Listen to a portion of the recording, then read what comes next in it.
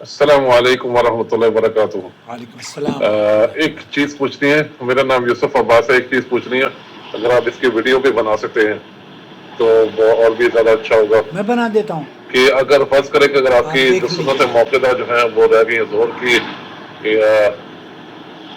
या मिसाल के तौर पर या मगरिब की, तो आप क्या उनको किसी किसी रीजन की वजह से, तो आप क्या उनको जैसे असर जैसे आपकी ज़ोहर की रह गई तो आप उसको क्या असर के बाद पढ़ सकते हैं अगर आप पढ़ना चाहें तो, और अगर आपकी मगरिब की रह गई हैं तो आप इशा के बाद पढ़ सकते हैं अगर आप उसको पढ़ना चाहें।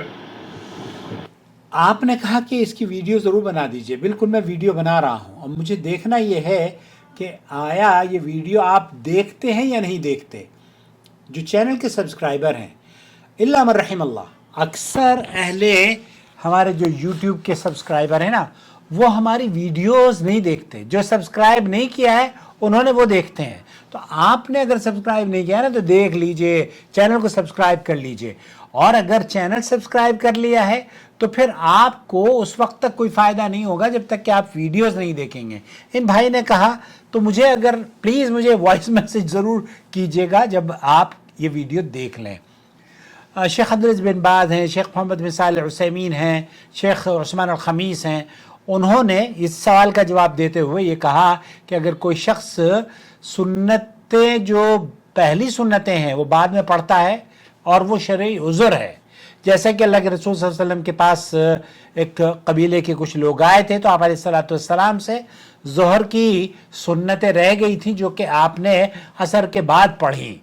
ऐसी सूरत में अगर आदमी कोई शरई उज़्र हो, शेख उसैमीन भी कहते हैं कि अगर कोई शरई उज़्र हो तो उसमें आप ताख़ीर कर सकते हैं, लेकिन ऐसे ताख़ीर ना करें कि आप बैठे हुए हैं और जनाब बस मैं बिज़ी हूँ और जब मुझे राहत मिलेगी तब मैंने, वो नहीं है।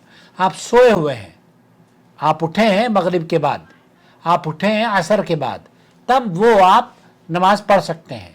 या मगरिब के बाद की जो नमाज है आप इशा के बाद पढ़ रहे हैं और किसी शरई उज़्र की वजह से आपको मौका नहीं मिल पाया। एक साहब ने शेख सालिह उसैमीन से कहा कि हमें मौका नहीं दिया जाता, हम स्कूल में पढ़ते हैं, वहाँ पे वज़ू करने का बस टाइम दिया जाता है और इतना टाइम दिया जाता है कि हम अपनी जो फ़र्ज़ नमाजें हैं वो अदा कर लें।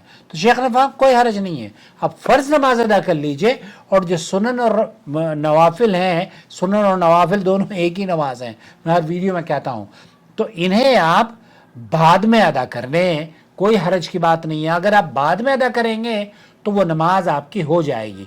तो शरई उज़्र की बिना पर आप ज़ोहर की सुन्नतें असर के बाद पढ़ सकते हैं, मगरिब की सुन्नतें शरई उज़्र हो तो इशा के बाद भी पढ़ी जा सकती हैं। अब देखना ये है कि मोहतरम आपने ये वीडियो देखी या नहीं देखी, क्योंकि आपने कहा कि वीडियो बनवा देना, ठीक है मैंने बना दी है। कितने लोग हैं जो कि मेरी वीडियोज़ रोज़ाना देखते हैं।